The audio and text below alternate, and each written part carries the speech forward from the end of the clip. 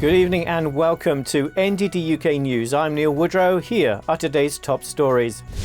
Temperatures plummet across the UK. One town records the country's lowest temperature in over 25 years. The latest poll shows a drop in support for Scottish independence, but it's still higher than support for the Union.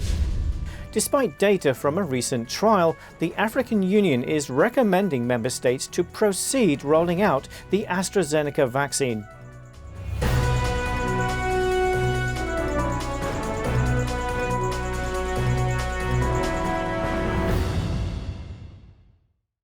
The Open Irish Border Agreement is colliding with new Brexit rules. British Cabinet Minister Michael Gove meets European Commission Vice President Maros Sefcovic in London to discuss Northern Ireland trade problems. The UK wants a 2-year extension to the grace periods to give more time for businesses to get ready, but the EU seems to insist having the EU's rules on customs and product standards from end of March. Irish Prime Minister Michael Martin says certain EU states need to cool it and dial down the rhetoric on relations with the UK. Before the meeting, Prime Minister Johnson says he will do everything to ensure the free trade among the United Kingdom's 4 nations, suggesting it's a priority above ties with the EU. But it is also absolutely essential that there should be untrammelled free trade exchange of goods, people, services and capital through all parts of the UK. Leader of the DUP, the biggest political party in Northern Ireland, says the EU has its head in the sand over border checks. People in Northern Ireland are struggling because of border checks on fresh produce arriving from Great Britain. The latest poll indicates Scottish support for independence falling 4 percentage points. A Savanta Commerce poll for The Scotsman shows 47% of Scots would vote for independence, while 42% would vote against and 10% are undecided. Observers attribute divisions within the ruling Nationalist Party for the drop in support. The survey also found there was greater favourability of the UK government. Scottish nationalists are pushing for a referendum to be held after the Scottish Parliament election this May. UK residents are weathering the lowest temperatures in decades, but Londoners are enjoying the city's frozen fountains and snowy parks despite the cold. Sub-zero temperatures are all over the UK right now, but the Met Office said a minus 23 degrees Celsius reading on Wednesday was the lowest recorded since 1995. It happened in Scotland. For those not so keen on the cold, temperatures are due to increase in the next few days. Old Frank Rothwell just became the oldest man to row solo across the Atlantic. The grandfather of 3 is also set to raise £1 million for a charity. NTD's Earl Rhodes has more. Already an experienced sailor and a survivor of prostate cancer, Frank Rothwell signed up for the Atlantic Challenge following a chance conversation in a pub. He says one of the biggest challenges was to cope with the boredom, though he was able to phone his wife every day. Rowing is really boring. Every stroke is the same as the last stroke, and there's no seascape, there's nothing to pass. With a fall overboard potentially fatal, and with no one around to help, rowers must attach themselves to their small boat at all times and prepare their own food. One of the biggest luxuries is a roof over their heads at night, thanks to a small cabin. Stroke after stroke after stroke, thousands of strokes, another thousands of strokes, a million strokes. And then you're looking at the clouds and trying to imagine what shapes you can see in the clouds. The race traverses the Atlantic from the Canary Islands to Antigua, about 3,000 miles. 56 days. Rothwell's time of 56 days, 2 hours and 41 minutes saw him finish 4th out of 8 in his particular category. But he became the oldest man to complete solo feat in doing so. And I realised it wasn't a race for me. I win by finishing. Seen an opportunity to raise money for a charity that's desperate for funds. Rothwell says what he missed most was his wife of 50 years and an ice-cold Coca-Cola.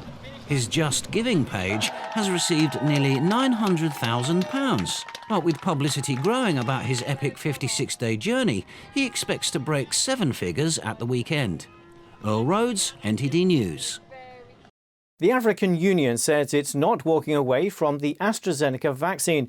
It comes after trial data showed the vaccine had reduced efficacy against the South African variant. South Africa has paused the rollout of AstraZeneca shots and are seeking to sell or swap doses of the vaccine. Africa's CDC director is recommending countries that have not detected the variant proceed with the AstraZeneca rollout. He added that they would be doing their own evaluations of the vaccine. Catalonia of Spain will have its regional election on Sunday. Fears of catching the CCP virus are changing the way the vote is held. NTD's Eddie Aitken has more. Supervisors from Catalonia's regional election are feeling nervous ahead of Sunday's vote. Local authorities are offering them testing and protective equipment to wear at the polling station.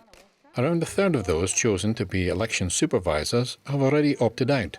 It's a fear felt by voters as well, with many choosing to vote by mail. I wanted to save myself from having to meet crowds, basically, and also for the convenience of doing it when it's convenient for me. Nearly 300,000 preferring this method. It's because of the crowds. I guess there will be a lot of people, and postal voting is fine. It's a 350% rise from the previous election in 2017. The authorities say supervisors will be provided with 2 masks, a face screen, gloves and hand gel. There is a specific time slot for when people with confirmed or suspected infections can vote. At these times, the authorities will provide supervisors with full-body medical gowns. Eddie Aitken, NTD News. Hundreds of protesters gathered at the Chinese embassy in Burma's largest city of Yangon.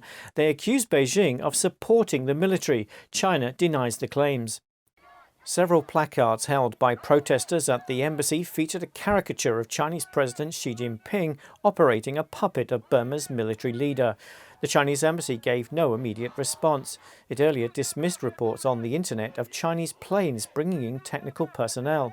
Amid the protests, at least 6 more officials linked to Suu Kyi's National League for Democracy were forcibly taken from their homes overnight.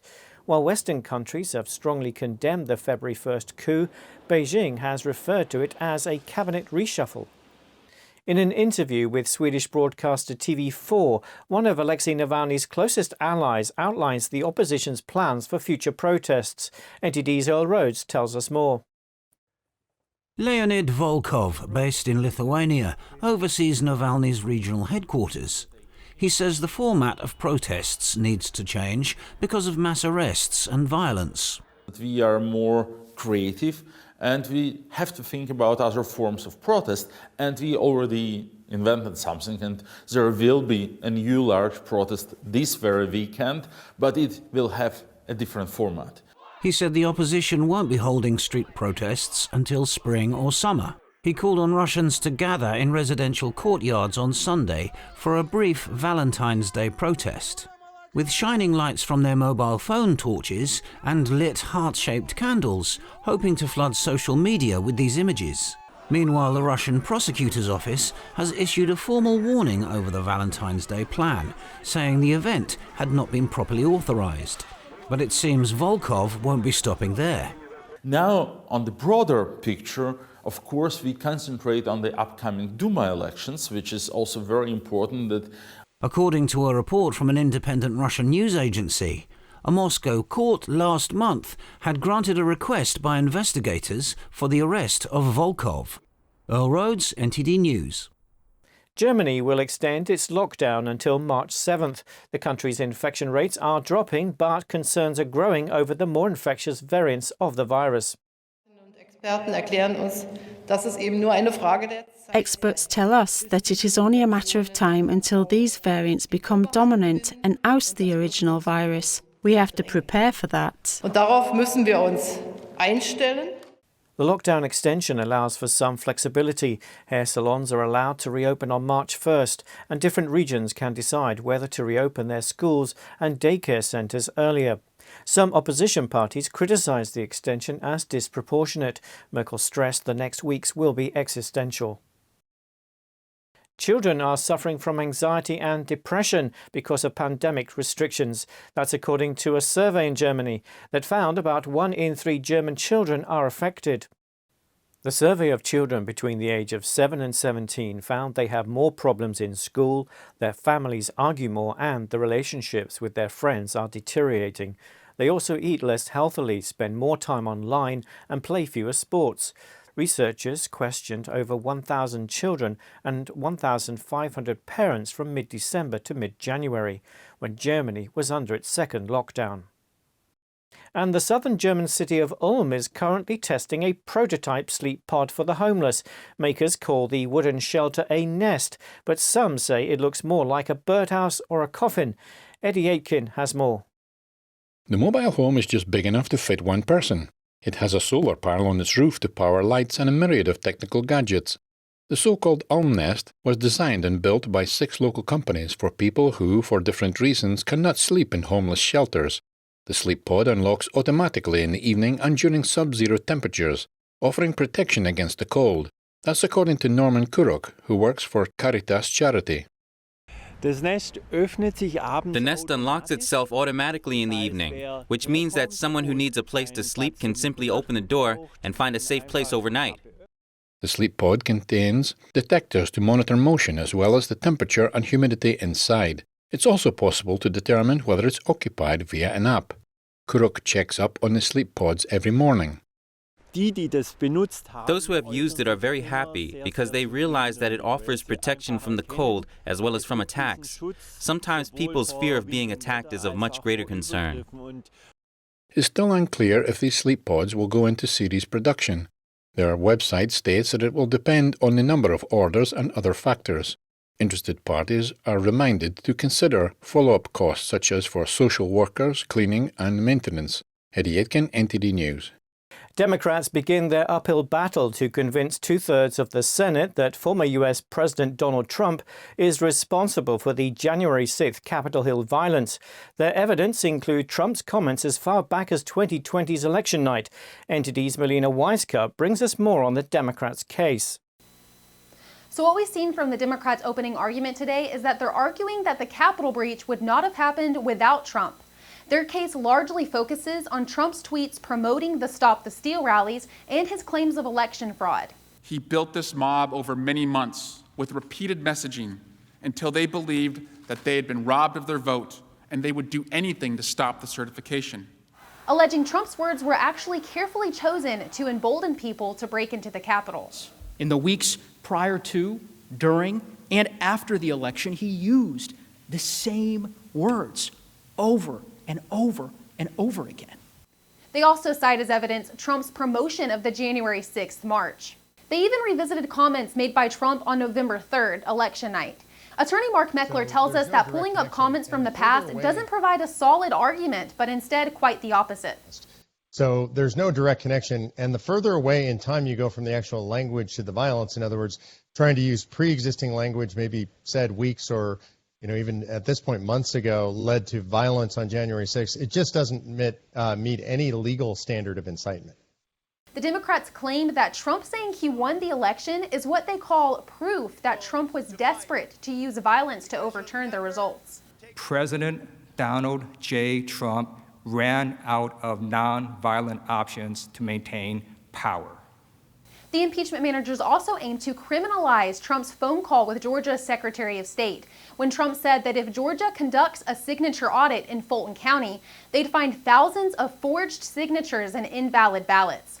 The Democrats framed this conversation as Trump threatening the Secretary of State to manufacture those ballots to make up for his lost margin. Today was the beginning of a 16-hour presentation that the Democrats have prepared, and in the coming days we'll also hear from Trump's attorneys as they also lay out their defense against these arguments. So that's all for now with this ongoing impeachment trial. American historian Victor Davis Hanson describes Trump's impeachment as performance art. He expressed concern that wokeism is stifling America's free expression of ideas. From New York, NTD's Kevin Hogan tells us more.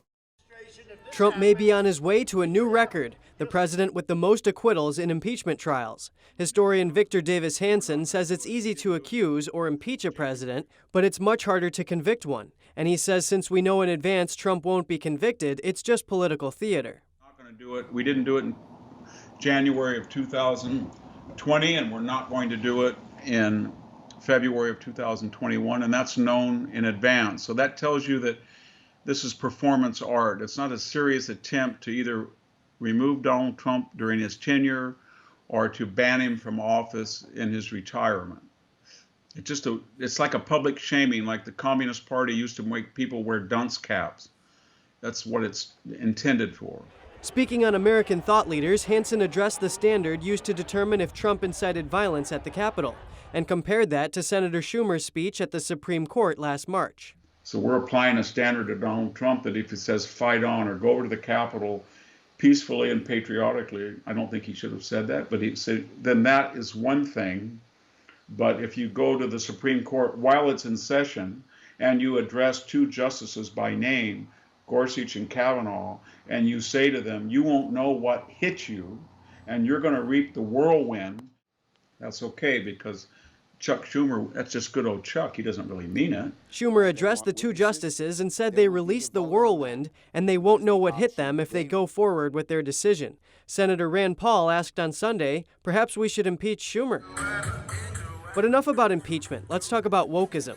Hansen questions the resources spent on wokeness in K-12 schools and universities, and even our Super Bowl commercials have ideological intent meant to protect certain races. And so what we're doing with these workshops, these indoctrinations, these qualifiers, these paranoid deterrents that we're using is that we're slowing down everything. And this generation is going to be looked back in retrospect as a failed generation that contributed nothing because it was burdened with this ideological bridle. Hansen says wokeism has infiltrated entertainment, professional sports, late-night comedy, publishing, and media, which he says makes it more difficult for conservatives to have a say. Kevin Hogan, NTD News. A man is recovering after being mauled by a bear while skiing. The U.S. Coast Guard rescued him from the Alaskan backcountry on Saturday. Video from the rescue shows the search crew hoisting the man into their helicopter. They flew him to a nearby city where he was treated with emergency medical care. The local news station says the man suffered injuries to his head and hands, but that he was talking and responsive during his rescue. The Chinese regime is aiming to write the standards for the next generation of technologies.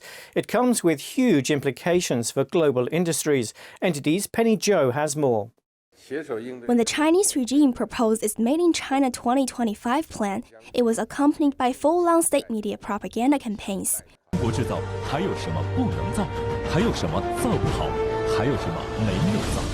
The ambitious plan aims to improve China's manufacturing power, but the U.S. believes the regime is doing so through massive state subsidies, unfair trade practices, and intellectual property theft. The Chinese proposal alarmed the West and triggered the wrath of former President Trump. I said China 25 is very insulting because China 25 means in 2025 they're going to take over economically the world. I said that's not happening. The plan was cited when Trump decided to impose massive tariffs on Chinese goods. So this time, the regime is keeping a much lower profile when it brought up the China Standards 2035 plan. But this new strategy is no less ambitious. Instead of playing the game by ignoring the international rules, now the Chinese regime wants to write the rules. The specifics of the plan are soon to be unveiled, but an official document published last year has made the goals clear. The Chinese Communist Party, or CCP, wants to set global standards for the next generation of technologies. That includes 5G internet, the Internet of Things, and artificial intelligence. Industry standards make sure products manufactured across the world can work seamlessly together. That includes everything from the size of light bulbs to how 5G data is transferred. But why is it a problem that the CCP wants to set the rules? One example may highlight what the CCP has in mind for the order of global technology. Last March, the Financial Times reported that Chinese telecom giant Huawei proposed to the United Nations an alternative form of the Internet. Huawei engineers argued that the free and open space that's owned by everyone is outdated, and the world needs a new global network model. Under the new model, service providers would have complete oversight and control over every single device connected to the internet through their service. In China's case, the service providers are often state-owned companies that answer to the CCP. This top-down design of the internet will give governments much more control over the flow of information, and Huawei believes China should be the one building it for the world.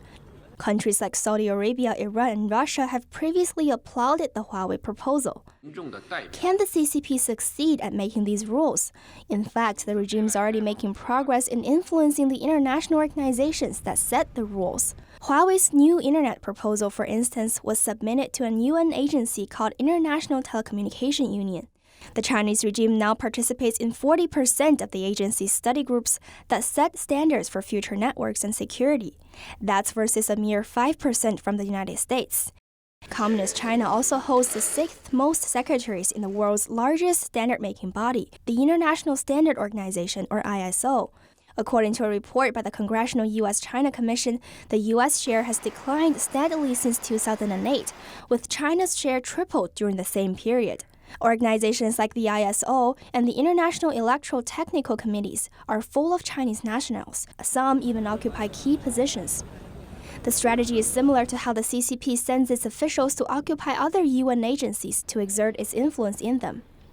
According to a Wall Street Journal report, in 2019, the Chinese regime tried to block the ISO from certifying a standard for typing Cantonese, the primary language used in Hong Kong.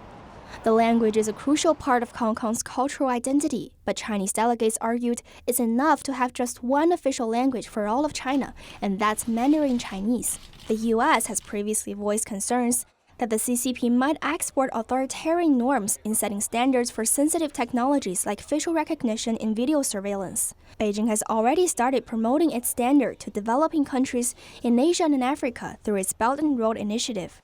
The Wall Street Journal reported that Beijing would offer subsidies for the countries to use its standards and make it costly for them to switch to international standards. Penny Zhou, NTD News. Due to the resurgence of the COVID-19 outbreak across the territory, Hong Kong has scaled back its Lunar New Year's fairs.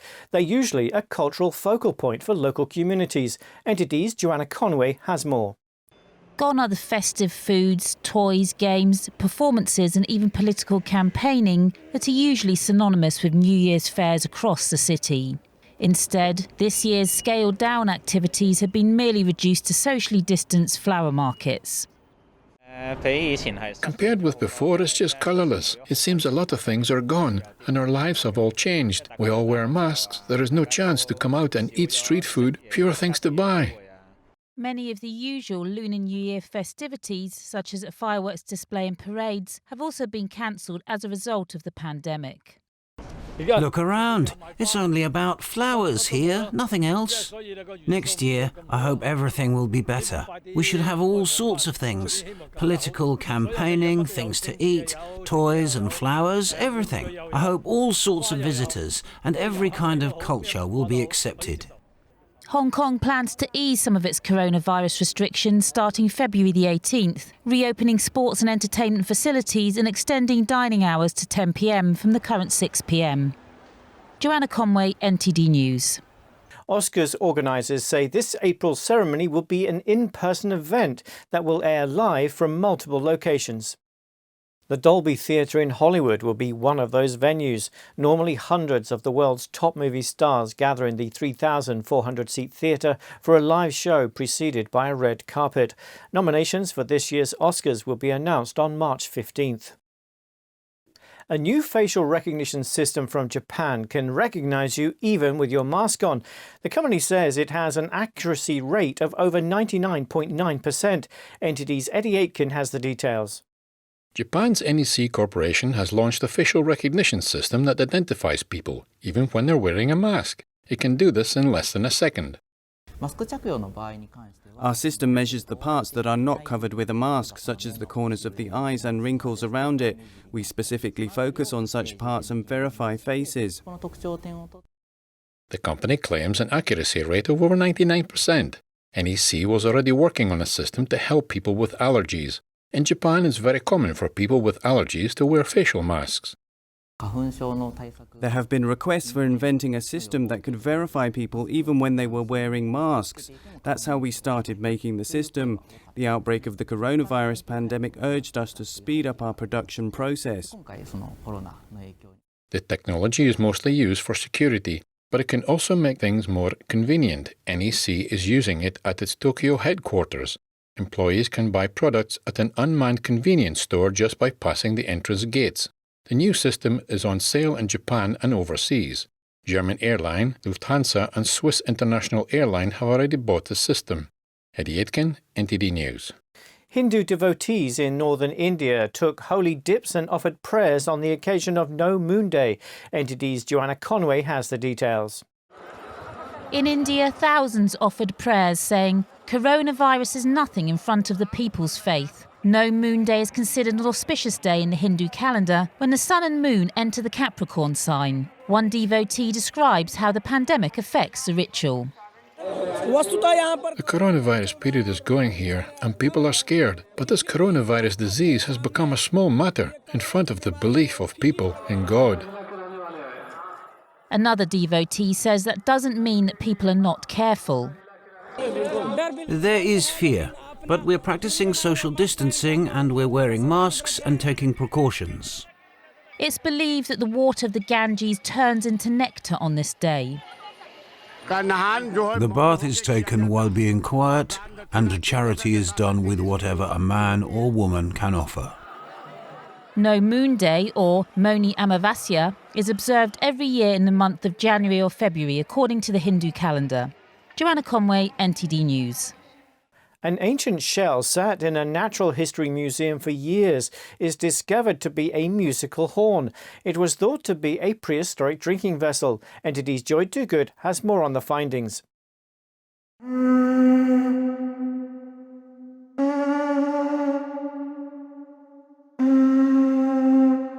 The conch shell was first discovered during a 1931 excavation of the Marsoulas cave in the French Pyrenees. Archaeologists say the prehistoric people must have travelled widely, as the cave isn't anywhere near the sea. It was first considered a ceremonial cup, but a recent re-inspection found the shell had manipulated modifications that allowed it to produce notes. Philippe Walter, Sorbonne University's laboratory head, says, "And all these manipulations have a meaning for music. And this is a demonstration that 18,000 years ago, people have the idea to transform such kind of conch shell into a musical instrument." Prehistoric people had formed a mouthpiece and drilled into its inner chamber. Archaeologists found a red pigment on the shell that matched the pigment of the cave paintings on the walls, a connection between music and painting within their prehistoric culture. The power of the sound produced by the shell is incredible. It is more than 100 decibels. Imagine it being played in a cave. It must have had a big impact on the people of the time. Archaeologists say they want to continue studying the horn for its tonal range by using a replica. Joy Toogood, NTD News. That's all from NTD UK News today. See you tomorrow.